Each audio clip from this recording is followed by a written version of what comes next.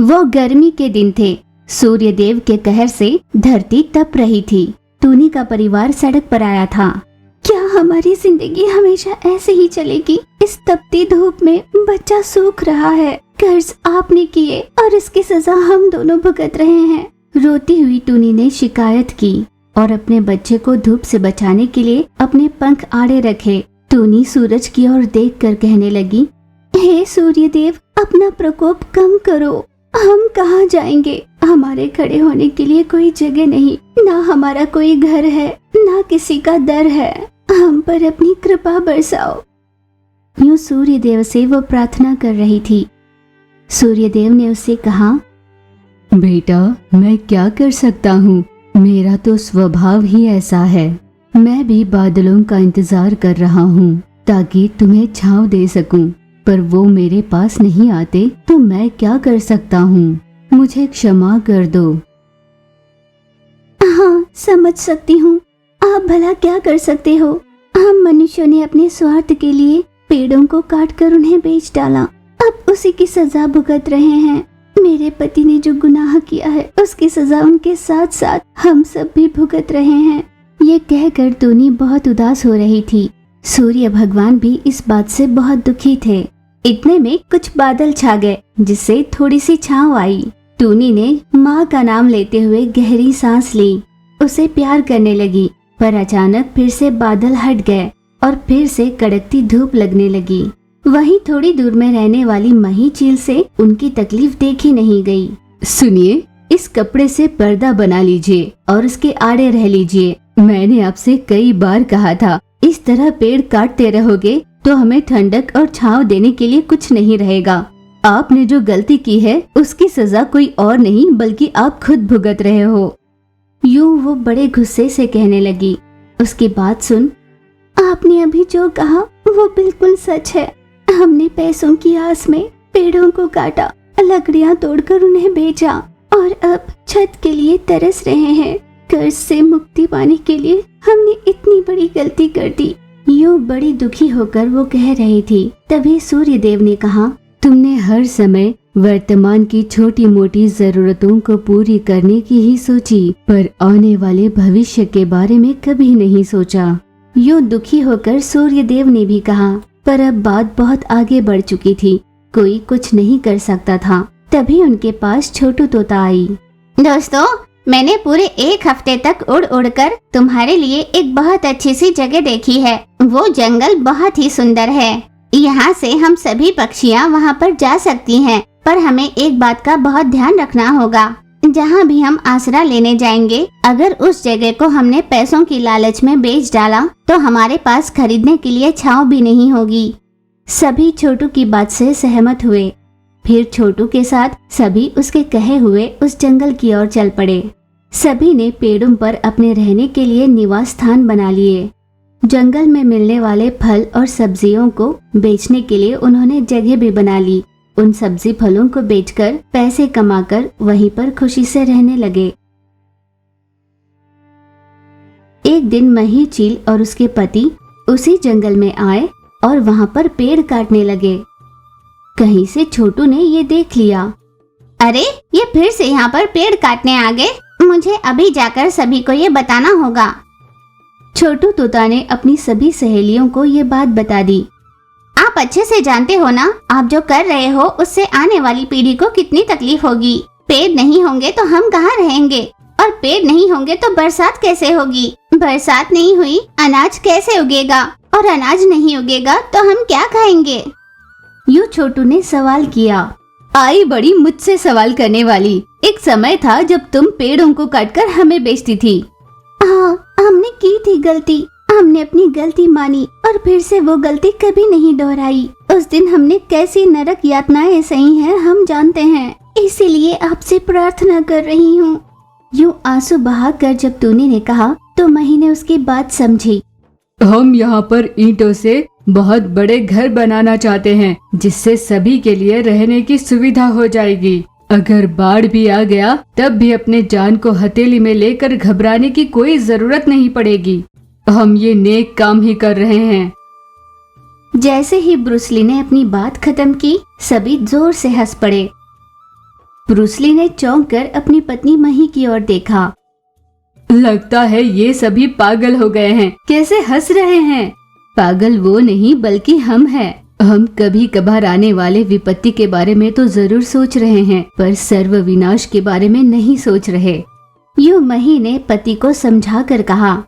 पति ने भी समझ लिया कि पेड़ों के बिना धरती की कितनी बुरी दशा हो सकती है। आइंदा हम ऐसा कभी नहीं करेंगे, हमें क्षमा कर दीजिए। यूं सभी से माफी मांगकर वे दोनों वहां से चले गए। इस बात से सभी पक्षियां बहुत खुश हो गई। टूनी पीढ़ियों से चलती आ रही अपने होटल में मांस का प्रयोग नहीं करती थी। वो अपने होटल में शुद्ध शाकाहारी भोजन ही बनाती थी। कई ग्राहक वहाँ पर खाते और घर ले जाया करते थे। यूं ही दिन बीत रहे थे। टूनी को टक्कर देने के लिए कई पक्षियां उसके होटल के सामने मांसाहारी भोजन का ठेला लगाने लगे। धीरे धीरे पक्षियों की रुचि मांसाहार भोजन की ओर ही खींची जाने लगी। कोई भी शाकाहारी भोजन खाने में रुचि नहीं रखता था। एक दिन टूनी अपने होटल में कुछ काम कर रही थी। उसने पड़ोस में रहने वाली मही को चुपचाप कहीं से जाते हुए देखा। टूनी ने ये देखा कि मही कोई चीज छुपा रही थी। टूनी ये जानना चाहती थी कि मही आखिर क्या छुपा रही है। यही जानने के लिए टूनी ने छुपके से खिड़की से सब कुछ देखा। ये लो, मुर्गी के अंडे बहुत कम दाम में मिले मुझे। मैंने किसी को भी बिना पता चले ये चुरा कर ले आए हैं। सच कहूँ तो मैंने इसे खरीदा ही नहीं। एक और बात ये कि ये मुर्गी के अंडे नहीं बल्कि पक्षियों के अंडे हैं। पक्षियों के घोंसले से मैंने धीरे से चुरा कर इन सारे अंडों को इकट्ठे कर यहाँ लाया है। हे भगवान, ये सब क्या कर रहे हैं? जंगल से बेचारे माओं के अंडों को चुराकर यहाँ लाकर फिर उन्हीं को खिला रहे हैं। मैं चुप नहीं रहूंगी। सच्चाई पता चलने पर टूनी ने तुरंत जाकर बाकी सभी पक्षियों को ये बात बताई। जैसे ही पक्षियों ने सच जाना, वे सभी आग बबूला हुए। वे सभी एकजुट होकर मही के होटल गए और उससे सवाल किया। पूछा कि सच सच बता दे, वरना सब मिलकर उनकी जान ले लेंगे। मही ने सबको शांत करते हुए कहा, आखिर तुम सब इस तरह चिल्ला क्यों रहे हो?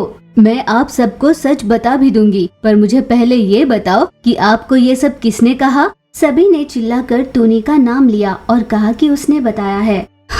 आप लोगों को समझ में नहीं आता? उसका होटल ठीक से चल नहीं रहा तो वो हम पर झूठा इल्जाम डाल रही है। यूं टूनी को ही झूठा ठहराने की कोशिश करने लगी। सभी पक्षियां इस बात पर सोच में पड़ गए। आप सब मुझे इस तरह क्यों देख रहे हो? अगर उसका कहना सच है तो उससे कहो कि वो सारे अंडे तुम्हें दिखा दे। अंडे देखकर आपको खुद विश्वास हो जाएगा। टूनी से सहमत होकर सभी पक्षियों ने चिल्ला चिल्ला कर पूछा कि हाँ, उन्हें अंडे देखने हैं। सभी के एकजुट होकर ऐसे पूछने पर मही के पास चारा नहीं था। सभी पक्षियों ने जैसे ही अंडे देखे, उन्हें समझ में आ गया कि ये उन्हीं के अंडे थे। जान बचाने के लिए वे सभी वहाँ से खिसक गए।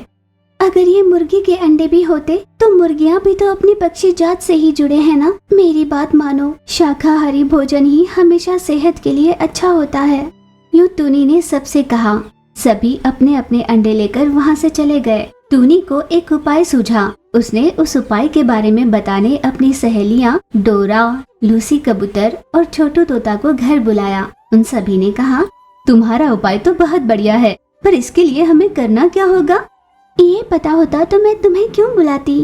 फिर वे सभी क्या करना है इस सोच में पड़ गए। कुछ सोचकर लूसी ने कहा, दोस्त, हर कोई शाकाहारी से ज्यादा मांसाहार खाना पसंद करते हैं। क्यों ना हम शाकाहार को भी मांसाहार की तरह ही बनाएं? सभी सोचने लगे कि इसके लिए उन्हें क्या करना चाहिए। कैबेज में मांसाहार के कई गुण होते हैं और उसका स्वाद भी लगभग मांसाहार जैसा ही होता है। फिर उन सभी ने मिलकर बहुत सारी सब्जियां खरीद के लाई। आटा लगाया और सब्जियों को महीन काटकर उसके साथ मिला दिया। फिर उन्होंने खुली जगह में लकड़ियों का चूल्हा जलाया। उस पे एक बड़ा सा पत्थर रखकर अपनी बनाई हुई आटे और सब्जियों की लोइयों को उस आटे के घोल को, जिसमें सब्जियों के साथ कैबेज की मात्रा ज्यादा थी, उनके ऑमलेट रोल्स जैसे बनाए। ये क्या, आप भी मांसाहार बनाने लग गए?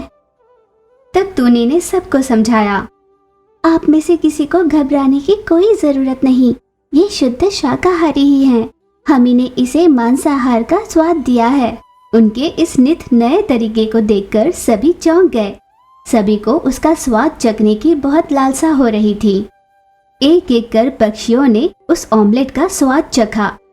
सभी को उसका स्वाद अनोखा और स्वादिष्ट लगा। ये बात धीरे धीरे पूरे जंगल में फैल गई। इस बात से टूनी और उसकी सहेलियां बहुत खुश हो गई। जितना टूनी ने सोचा था उससे कई गुना ज्यादा उसका बिजनेस बढ़ने लगा।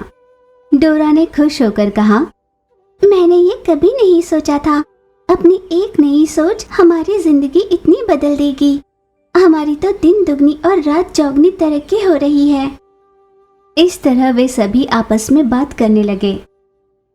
हाँ दोस्तों, ये सब तुम सभी के साथ की वजह से ही मुमकिन हो पाया है। अगर तुमने मेरा साथ नहीं दिया होता तो आज का ये दिन हम नहीं देख पाते।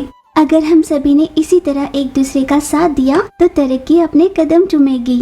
भगवान से मेरी यही प्रार्थना है। टोनी की बात से सहमत होते हुए सभी सहेलियां उसके पास आई। उसे गले लगाकर कहा कि हाँ, हम सब साथ में रहेंगे। उन सभी की एकता की वजह से उन्हें अच्छा प्रोत्साहन मिला था। दिन ब दिन उन सभी की और तरक्की होने लगी।